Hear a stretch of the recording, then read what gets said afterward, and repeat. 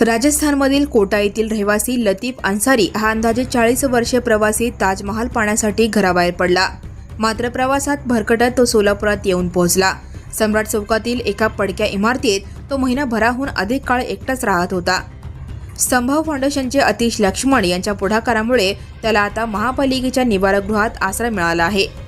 लतीफ अन्सारी याला स्वतःच्या नावाव्यतिरिक्त पूर्ण पत्ता सांगता येत नाही की जवळच्या कोणत्याच नातेवाईकाचा मोबाईल नंबरही त्याला पाठ नाही.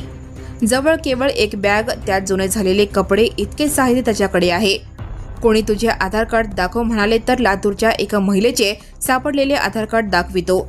यावर आता माझा फोटो चिकटवणार आहे म्हणून सांगतो. कधी डोके तर कधी गाल खाजवणारा अन्सारी अवघ्या 41 वर्षाचा आहे. घरी काही शेती आहे, शिवाय ज्यूसचे दुकान देखील असल्याचे सांगतो. मात्र गावचा नेमका पत्ता किंवा कोणाचाच मोबाईल नंबर त्याला सांगता येत नाही. त्याने जे नंबर सांगितले ते एकतर बंद किंवा रॉंग नंबर आढळतात. मात्र ट्रू कॉलरवर हे सर्व नंबर राजस्थानचे निघतात. सध्या तरी त्याला आपला नेमका पत्ता सांगता येत नाही. लतीफ अन्सारी याच्या म्हणण्यानुसार तो जोधपूर इंदोर रेल्वेने प्रवास करून इंदोरहून सोलापुरात आला.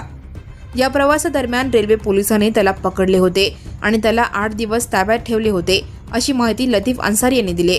सम्राट चौकातील हॉटेल किनारा या पडक्या इमारतीत तो राहत होता. मंगळवारी तो रेल्वे स्थानकावर झोपलेला असताना त्याच्या बॅगेत धुतलेले कपडे व काही वस्तू आढळल्या. रेल्वे पोलिसांनी चौकशी केली, मात्र आक्षेपार्ह काही न सापडल्याने त्याला तेथून जाण्यास सांगितले.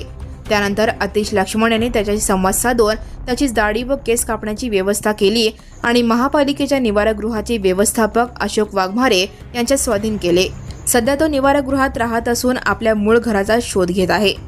Now and press the bell icon. Never miss a